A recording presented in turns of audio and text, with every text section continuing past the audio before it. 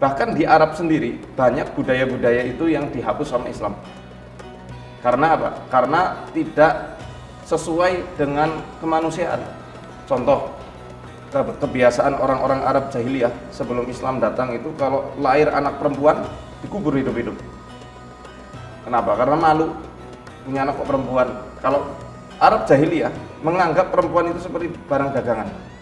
Islam datang memuliakan wanita, akhirnya Al-Quran diturunkan Allah satu surat khusus dengan nama An-Nisa, wanita, nggak ada Ar-Rijal, nggak ada laki-laki. Kenapa? Saking meninggikan kedudukan wanita dalam Islam.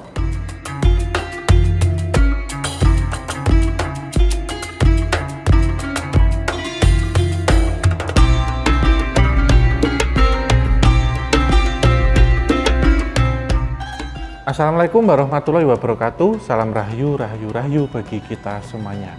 Kembali lagi dalam sesi obrolan santai spesial bulan suci Ramadan di Kisah Tanah Jawa. Masih bersama saya, dan tentunya kalau obrolan santai itu tidak sendirian. Jadi saya kehadiran sahabat, teman, dan sobat yang istimewa dan spesial ini. Kali ini saya bersama Mas Ustadz Muhammad Faisal. Assalamualaikum. Waalaikumsalam warahmatullahi wabarakatuh.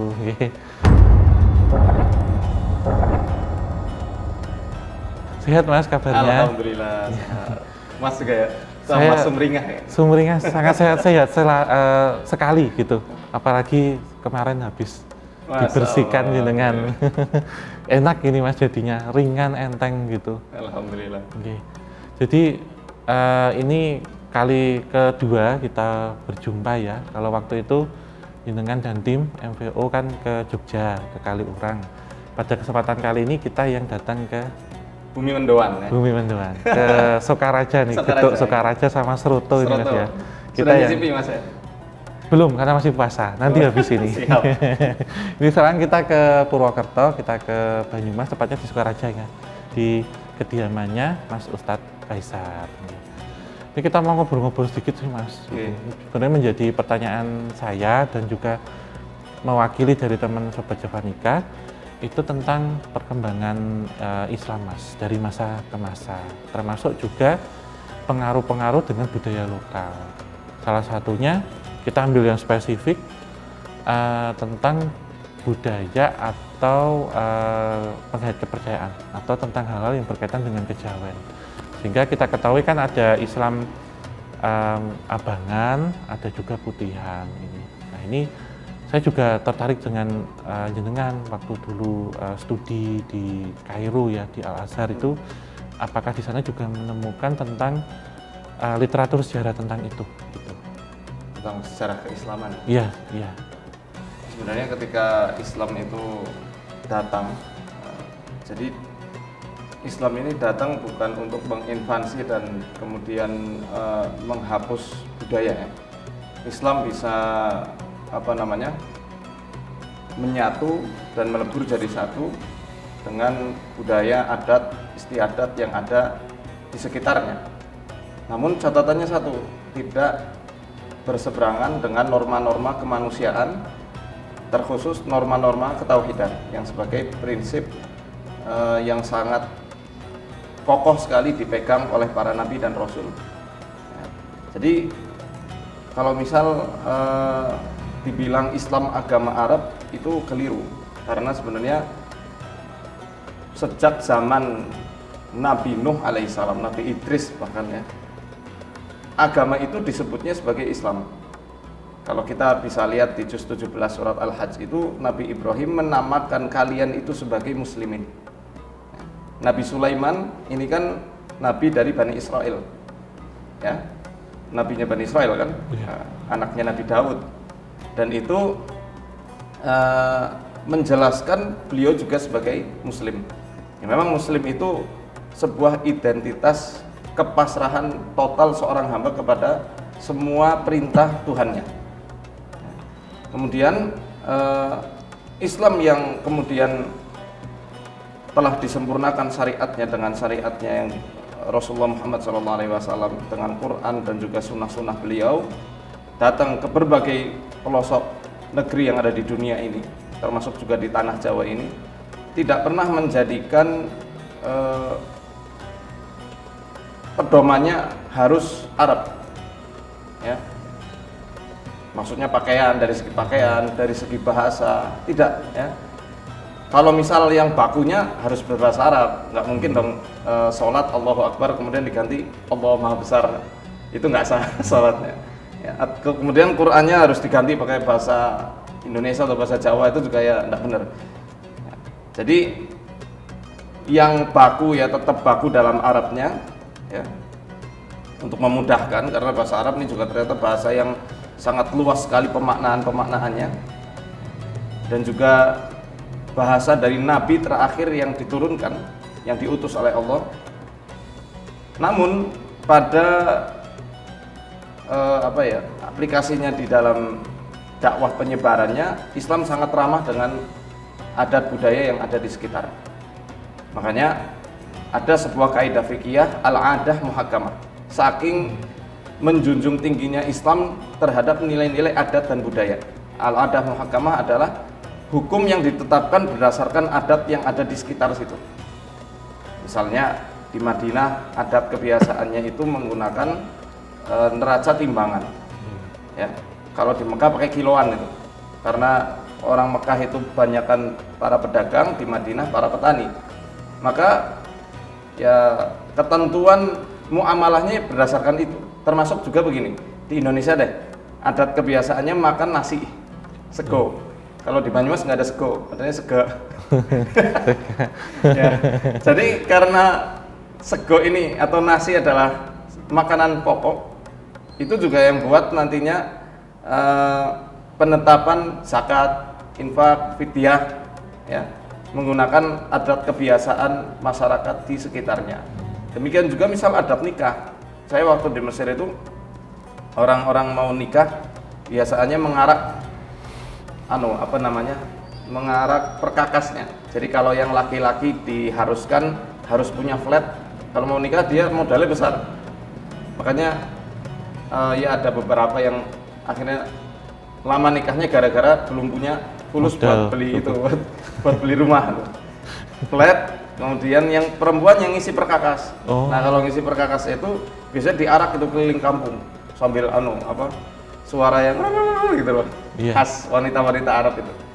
Nah, yang semacam itu istilahnya nggak berseberangan dalam kaidah syariat dan norma-norma kemanusiaan. Bahkan di Arab sendiri banyak budaya-budaya itu yang dihapus sama Islam. Karena apa? Karena tidak sesuai dengan kemanusiaan. Contoh, kebiasaan orang-orang Arab jahiliyah sebelum Islam datang itu kalau lahir anak perempuan dikubur hidup-hidup. Kenapa? Karena malu punya anak perempuan. Kalau Arab jahiliyah menganggap perempuan itu seperti barang dagangan.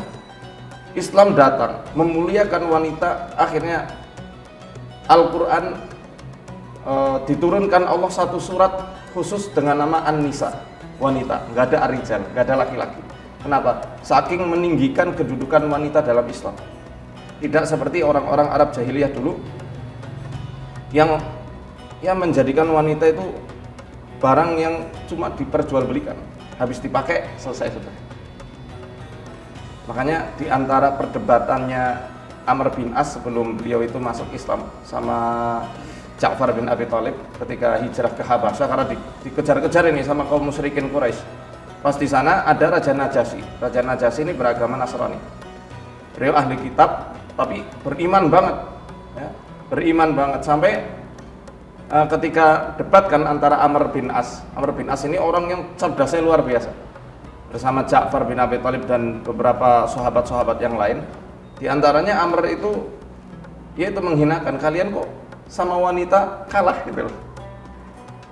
Akhirnya dibalik logikanya sama Ja'far. Kamu itu lahir dari laki-laki apa perempuan? Langsung dia terdiam. Dia sadar bahwa ibunya pun, ibu yang sangat disayanginya pun itu wanita. Jadi mengubur anak wanita hidup-hidup itu tidak dibenarkan. Bahkan kata Rasulullah SAW, siapa yang dikaruniai 2 anak perempuan, kemudian dia bisa bersabar di masa-masa pendidikannya sampai dia dewasa, maka 2 anak wanita ini bisa menjadi pelindungnya dari api neraka kelak di hari akhirat, di hari kiamat. Jadi meninggikan sekali harkat martabat wanita. Kemudian ada nikah, Mas Saul. Jadi nikah ini ada 4 macam. Yang pertama ya layaknya nikah kita yang sudah kita lakukan ini. Serahkan mahar, akad dengan wali. Kalau sudah ada ijab qabul, baru nikahi istrinya kan. Kalau semasa Arab jahiliyah dulu ada yang namanya nikahnya begini. Misal nih, laki-laki punya istri. Kalau orang Arab jahiliyah dulu kan istrinya nggak cuma satu, banyak. Ya.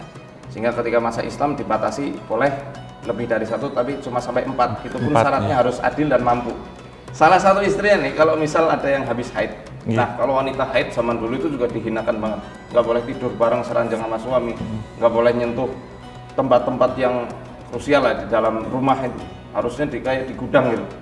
Nah, ketika selesai haid, diserahkan. Sana kamu, maaf ya, kawin sama si fulan. Dia lelaki tangguh, kuat, jago gulat, pandai bersair, inteleknya juga bagus, kecerdasannya bagus. Nah, setelah digauli, terbuahi Mas, nanti dikembalikan lagi ke suaminya, diaku-aku, ini anak bibitku gitu. Itu namanya nikah istibdo. Itu termasuk adat budaya Arab juga, dihapus sama Islam. Ini tidak boleh merugikan wanita dan bisa menyebarkan penyakit kelamin. Makanya tidak ada istilahnya Islam itu menghapus budaya atau Islam mengganti budaya menjadi budaya Arab, itu tidak benar sekali. Justru yang di Arab aja banyak yang dihapus sih diantaranya. Semua ada nikah lagi yang ini Mas, satu wanita kayak poliandri gitu, digilir sama lelaki tapi jumlahnya kurang dari 10. Nggak boleh lebih dari itu. Nanti kalau sudah dia ternyata hamil dari lelaki yang banyak itu, nanti dia suka sama siapa wanitanya, misal suka sama si A misalnya, si A dipanggil, ini anakmu, kan nggak jelas kan. Makanya di Islam nggak ada poliandri. Kemudian yang keempat, ada kebiasaan wanita Arab jahiliyah dulu pakai ini Mas, pakai bendera khusus di depan rumahnya. Nanti bagi siapa saja yang mau masuk dan menyukainya silahkan. Kemudian kalau dia hamil, dia panggil ahli firasat, ya dukun gitu. Kemudian habis itu dimintai firasatnya, ramalannya, ini anak hasil siapa? Dengan siapa? Oh iya, sama si A misalnya, sama si B. Maka si B itu nanti yang harus menafkahi si anak itu. Kan nggak jelas akhirnya nasabnya. Iya. Akhirnya hal itu dihapus sama Islam. Nah, itu kan adat yang buruk, adat yang baik ada nggak? Misal di Arab ada banyak. Orang Arab itu pintar sekali dalam menentukan perbintangan Mas. Astronomi ya Mas? Astronominya pintar. Ya. Tapi bukan astronomi yang dibenarkan ya, bukan hisab. Kayak misal di Muhammadiyah kan ada penentuan 1 Syawal, 1 Ramadan pakai ilmu hisab itu. Kalau ini enggak. Jadi mereka nganggap hujan itu karena ini keistimewaan dari bintang anu. Nah, itu dihapus sama Islam.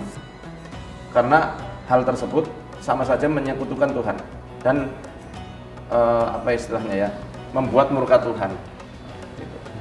Murka Allah.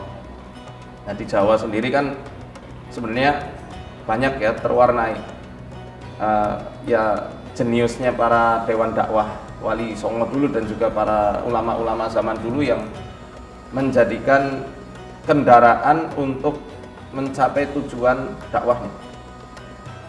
Dakwahnya kan ya tentu mentauhidkan masyarakat Jawa kala itu kan, supaya mengesahkan Tuhan yang satu. Walaupun katanya ada Kapitayan ya, ajaran Kapitayan yang sudah jauh sebelum Hindu Buddha masuk ke tanah Jawa ini. Namun pengesaan terhadap Tuhan ketika tidak dibarengi dengan syariat yang memang sudah menjadi penutup berbagai syariat-syariat yang telah lalu, yaitu enggak diterima, tertolak. Memang kamu Tuhan kok bilang gitu? Ya Quran yang mengatakan kayak gitu. Saya berbicara dari segi umat muslim ya. Kalau yang berbeda kepercayaan ya terserah, itu kepercayaan masing-masing tentunya. Tapi saya bagi selaku umat muslim mengajak kepada teman-teman yang juga muslim ya pedomannya ya Quran, bukan yang lain-lain. Quran dan sunnahnya Rasul serta penjelasan para ulama yang menjelaskan hal itu.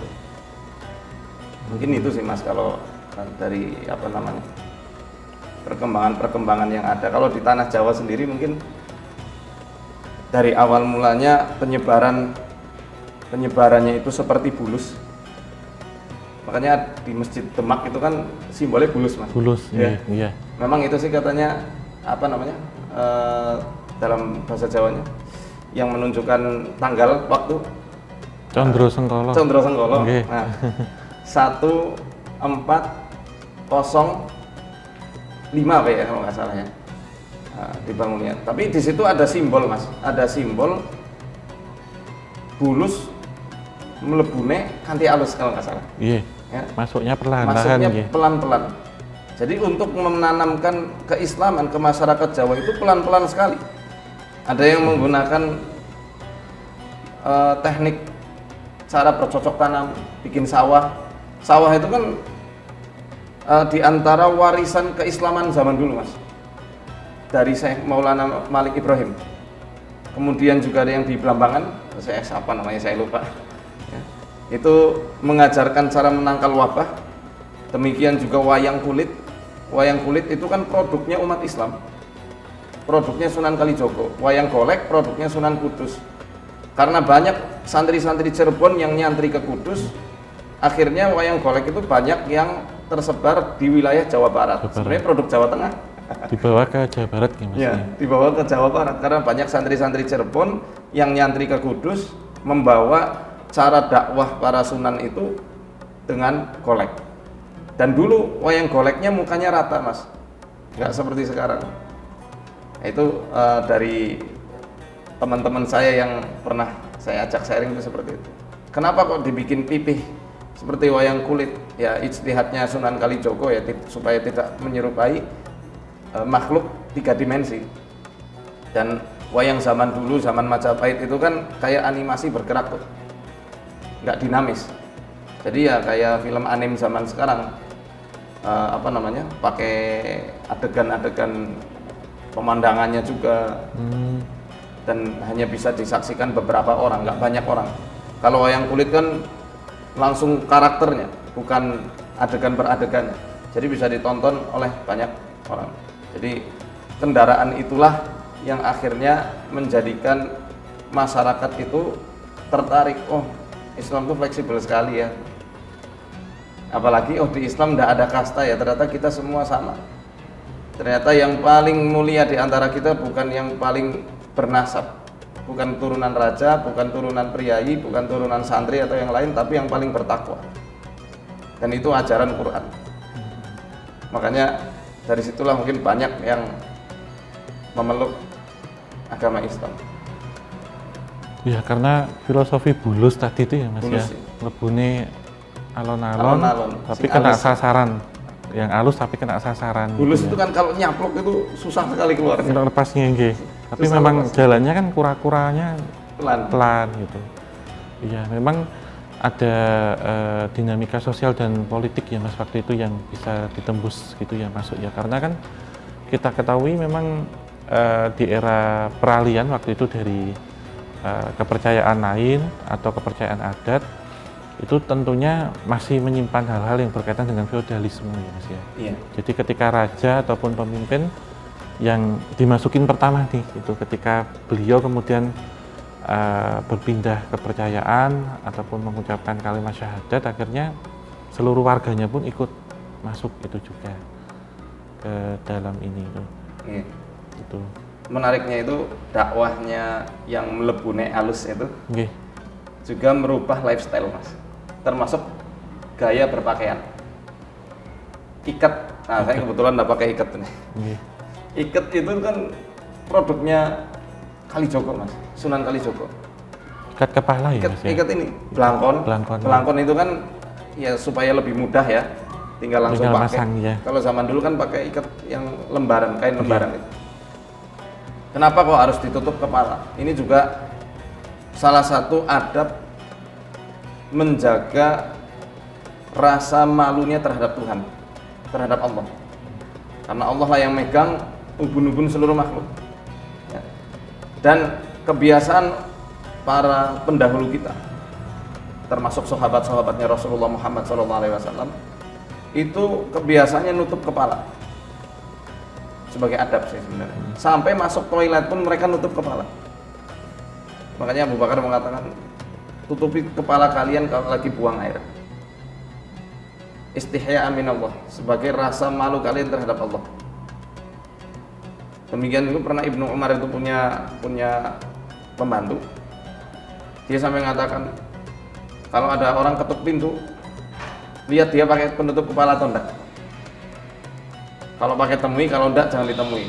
Itu kebiasaan orang dulu sih, tapi bukan suatu kewajiban ya Mas. Hanya sebagai saran ya Mas. Iya, saran Masukan, untuk ya karena kan lekat dengan tasawuf ya Mas. Tasawuf ini kan atau tazkiyatun nafas adalah sesuatu yang melatih keadaan hati manusia untuk menyambungkan tali antara dia dengan Tuhan. Termasuk rasa malu itu. Rasa malu, ngerasa selalu diawasi Tuhannya, maka ikat udeng. Udeng ini juga yang saya dapatkan dari beberapa senior budayawan itu, budayawan muslim, itu juga ada nilai filosofinya. Udeng mudeng. Kepengennya Sunan Kalijogo itu setiap orang Jawa yang Islam itu mudeng terhadap agamanya, mudeng terhadap perkara-perkara yang sedang dia hadapi. Kalau dalam hadis dikatakan man yuridillahu bihi khairan yufaqihu fiddin. Siapa orang yang kepengen yang Allah kehendaki kebaikan untuknya, dimudengkan, dipahamkan dalam agamanya. Termasuk ini Mas, lurik ya Mas ya. Lurik ini. Iya. Lurik atau pakaian takwa, libasut takwa itu kan juga termasuk produknya umat muslim. Kita bukan mengaku-ngaku, memang nyatanya seperti itu Mas. Yang lihatnya lurik yang asli itu, di sini ada 6 ya kan kancingnya, sama sini 5 itu 5 ya kan? Tanda rukun Islam, rukun iman, dan 3 nafsu yang ada yang dikancing di area perut. Nafsu lawamah, nafsu ammarah, ada nafsu sufiyah namanya. Kalau nafsu sufiyah itu nafsu ya hedonis lah, yang itu duniawi, ya duniawi. Yang surjan sendiri kan dari kata sirojan ya, yang artinya apa? Penerang. Maka diharapkan orang Jawa itu sebagai penerang, dengan keimanannya dia menerangi siapa saja dan apa saja yang ada di sekitarnya. Makanya sebenarnya kalau dibilang orang Jawa dari dulu selalu menjaga hubungan baiknya dengan alam semesta, memang Quran mengajarkan gitu. Quran selalu mengatakan, banyak sekali di ayat-ayatnya itu dikatakan wala tufsidu fil ardi ba'da islahiha. Ini yang saya bawakan di surat A'raf ya. Wala tufsidu fil ardi ba'da islahiha wad'uhu khaufa wa tama'a inna rahmatallahi qaribum minal muhsinin. Jangan kamu berbuat kerusakan di muka bumi setelah Allah ciptakan bumi dengan sebaik-baiknya. Dan doalah kepada Allah dengan rasa ingin yang kuat ya, harapan yang kuat, dan ingatlah rahmat Allah itu dekat sekali dengan orang-orang yang berbuat baik. Jadi tindak tanduk Islam dengan wisdomnya orang Jawa, nyatu sekali. Makanya ada istilah tafakur, itu juga termasuk menyelaraskan antara manusia dengan penciptaan Allah yang ada di alam raya ini. Tujuannya satu Mas, mengagungkan Allah dengan sebenar-benarnya pengagungan, kemudian mengesahkan. Makanya kan di surat Fussilat dikatakan sanurihim ayatina fil afaqi wa fi anfusihim hatta yatabayyana lahum annahul haq. Kami akan memperlihatkan kepada mereka tanda-tanda kekuasaan kami yang ada di ufuk dan juga yang ada di diri kalian sendiri, sampai jelas keberadaan Allah itu hak nyata. Hatta yatabayyana lahum annahul haq. Allah itu ada, hak, benar, dan dialah yang menciptakan semuanya. Jadi itu dari surjan aja kita bisa jabarkan, mungkin bisa panjang sekali filosofinya ya Mas. Berzikir, kalau zikir itu ada 2 sih Mas ya. Ada zikir yang sifatnya mutlak ya. Ada zikir dengan hal, dengan keadaan, kondisi gitu Mas. Zikir lisan dan zikir hal. Jadi zikir lisan ya kita baca subhanallah alhamdulillah wala ilaha illallah Allahu akbar. Kalau yang hal dengan keadaan misalnya dengan bertafakur, dengan kita belajar, kita ini lagi sharing seperti ini, Iya. saling belajar mengenal Allah Tuhan kita, ini juga termasuk zikir. Dalam Islam sendiri dikatakan sebagai penenang kolbu. Jadi kalau istilah meditasi itu kan berarti menenangkan ya, Menenangkan, iya. hati gitu. Di Islam itu meditasi dalam tanda kutip bisa dilakukan dengan berjalan-jalan, dengan sambil ngobrol, dengan sambil ngopi, asalkan ketika itu kita menyambungkan obrolan kita, jalan-jalan kita dengan mengingat Allah. Alladzina yadhkuruna Allaha qiyaman wa qu'udan wa 'ala junubihim wa yatafakkaruna fi khalqis samawati wal ardh. Kemudian dia katakan Rabbana ma khalaqta hadza batila subhanaka faqina adzabannar. Itu orang-orang yang mengingat Allah dalam kondisi qiyaman, berdiri, duduk, berbaring. Kemudian dia memikirkan betapa dahsyatnya penciptaan langit dan bumi dan melahirkan ketakwaan. Ya Allah, Engkau menciptakan ini bukan dengan sia-sia. Lindungi kami dari azab api neraka. Karena mungkin banyak orang yang melihat tanda-tanda kebesaran Allah tapi nggak mau merenungi. Yaitu kan yang difirmankan lebih rendah daripada an'am atau apa, hewan ternak. Ya, ini Mas Ustadz Faisal. Kalau tadi kan di Arab ada beberapa budaya ataupun produk budaya ya yang ke arah negatif. Tentunya di setiap daerah ataupun setiap bangsa negara ya tertentu itu pasti ada hal-hal atau budaya yang bersifat negatif. Ini menjadi pertanyaan bagi saya sih ya. Kalau di tanah Jawa ini sendiri, karena kita melihat lini masa budaya yang cukup lama, tentunya pun melahirkan beberapa budaya-budaya yang sifatnya itu negatif atau lebih ke ilmu hitam, ilmu sihir lah. Kita ketahui kan ada pemakaian susu, pelet, pesugihan dan macam-macam. Nah ini apakah ada dalam sesuatu hal yang harus diluruskan ataupun kemudian terjadi pengkotak-kotakan juga Mas. Jadi Mas Ustadz, jadi ada pengkotak-kotakan yang Islam putihan, kemudian Islam abangan, itu apakah akan ada seperti pemecah belahan ini? Termasuk waktu kolonial masuk, Belanda masuk itu. Ada beberapa hal yang harus disembunyikan, ada beberapa hal yang harus dihilangkan. Karena Islam dan Jawa kan tentunya inkulturasi, melebur menjadi satu.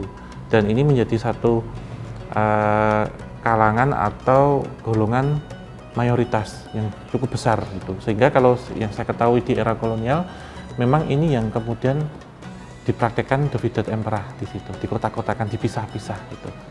Dan berkaitan juga dengan budaya yang mengarah pada ilmu hitam, ada juga budaya yang kemudian tercerahkan oleh hal itu gitu. Sehingga sering kita ketahui kasus-kasus seperti orang ilmu gitu, agamanya Muslim Islam tapi orang ini ternyata pernah belajar yang berkedok keagamaan itu, atau mendatangi paranormal yang maaf ya kadang menggunakan atribut-atribut keagamaan itu untuk meyakinkan gitu.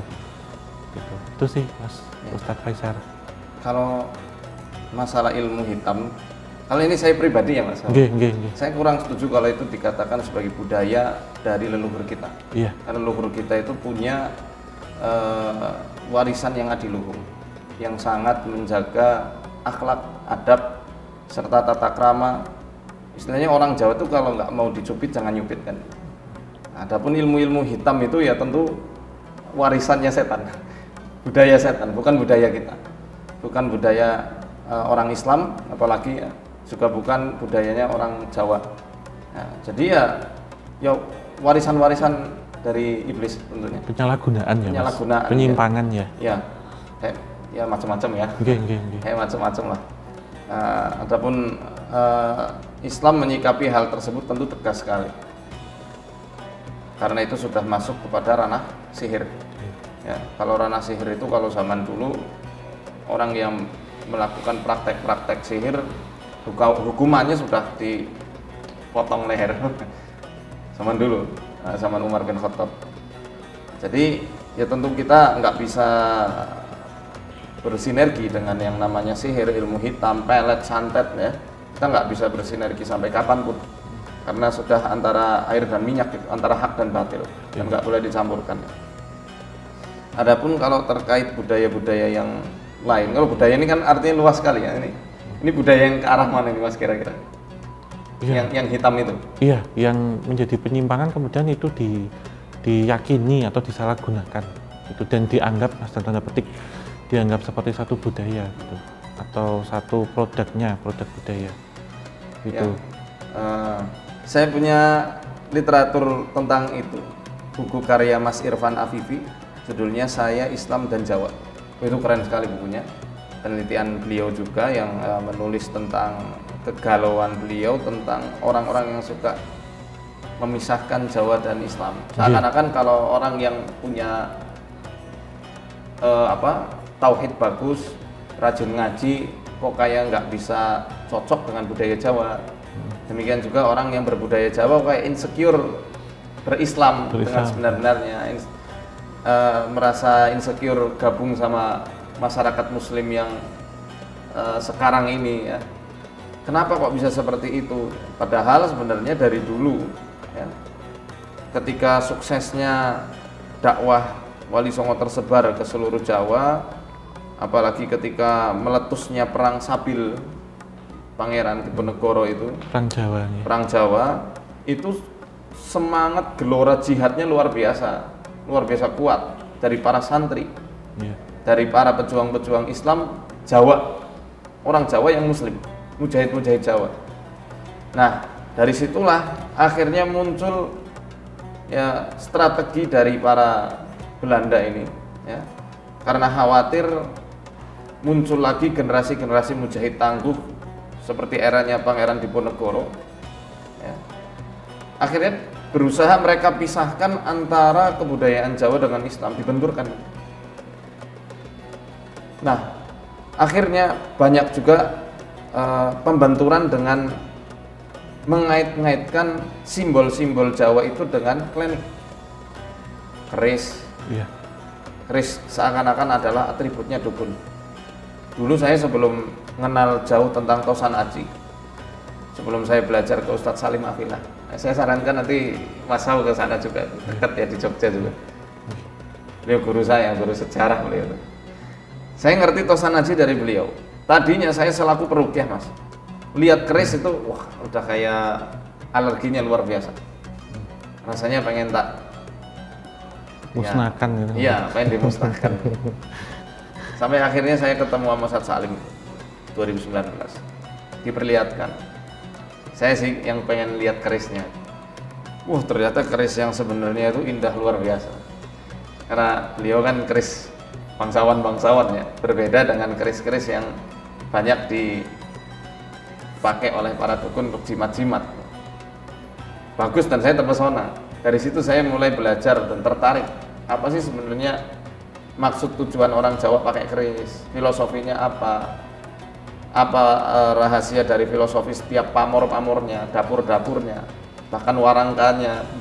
Dari situ akhirnya saya dapat pelajaran dari Ustadz Salim itu.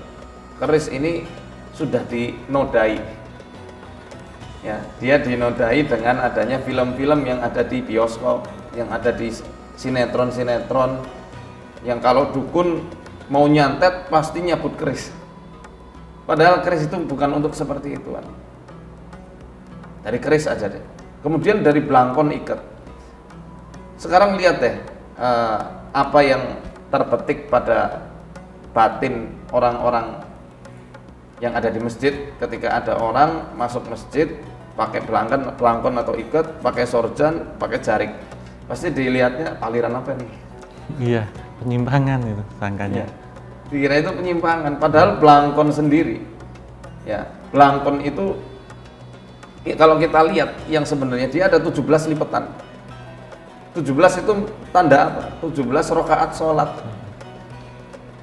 Jadi orang belangkonan kok nggak sholat, ini lucu.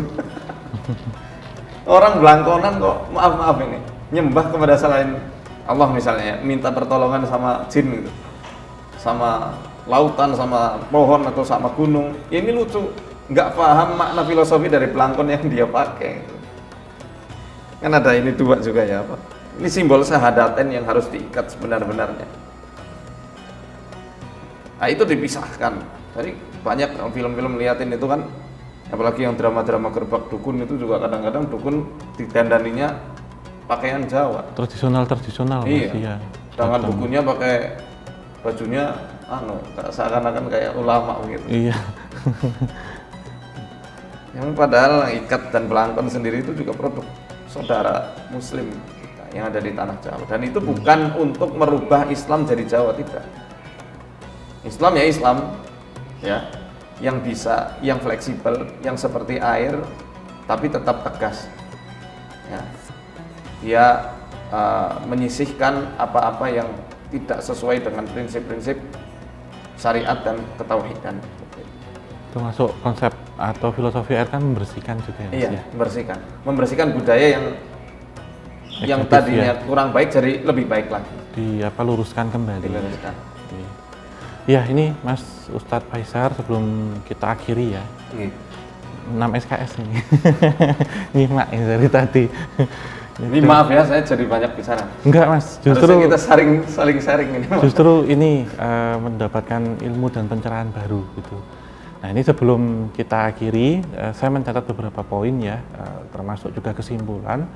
Berarti tentunya setiap daerah, adat ataupun negara itu kan memiliki produknya masing-masing. Atau kita sebutnya misal di Jawa, Islam yang ada di Jawa tentunya berbeda dengan yang ada di Sumatera. Kalau kita ambil secara kajian Islam Nusantara nih Mas ya, kemudian yang di NTB misalkan tentunya berbeda-beda.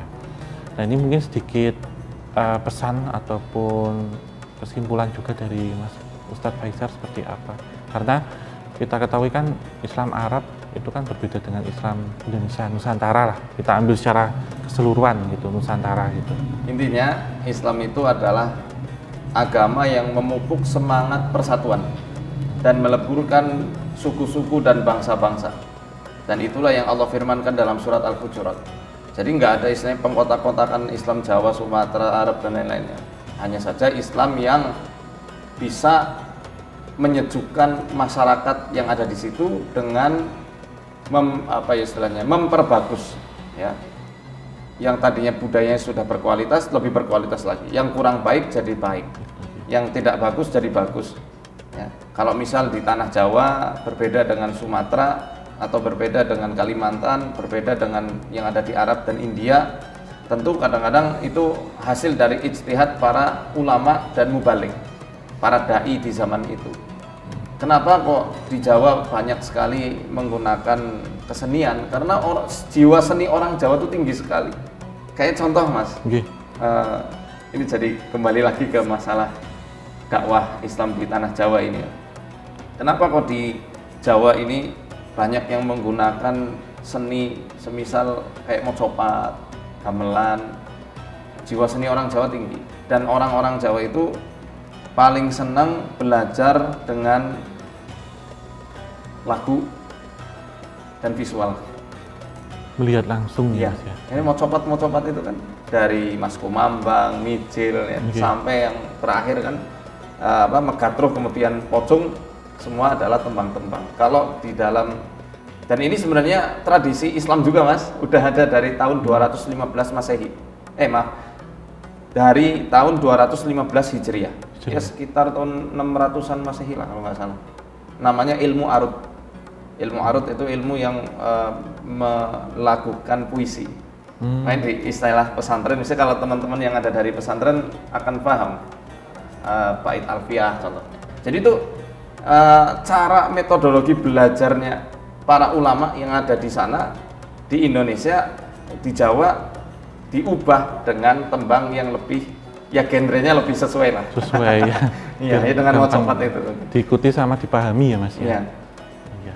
Jadi saya bisa tarik satu kesimpulan bahwasanya agama Islam sendiri tidak mengkotakkan, kemudian tidak ada kasta di situ, Betul. dan bisa melebur dengan budaya apapun yang positif tentunya, dan memang rahmatannya ya, Iya. dari ilahi ya, rahmatan, dan memang kita mempelajari banyak hal dari segi bagaimana proses masuknya yang tadi halus pelan-pelan gitu.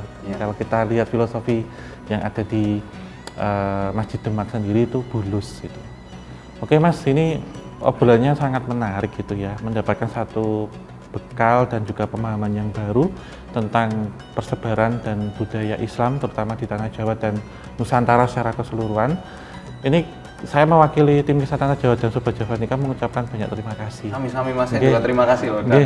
dikunjungi. Iya, sama-sama. Ini jadi tetap untuk teman-teman semuanya Sobat Javanika, dukung channel Kisah Tanah Jawa dan juga Muhammad Faisal Official dengan cara subscribe dan nyalakan lonceng agar mendapatkan notifikasi setiap kami upload. Dan tentunya berikan kritik, saran, masukan hanya di kolom komentar, share sebanyak mungkin dan like.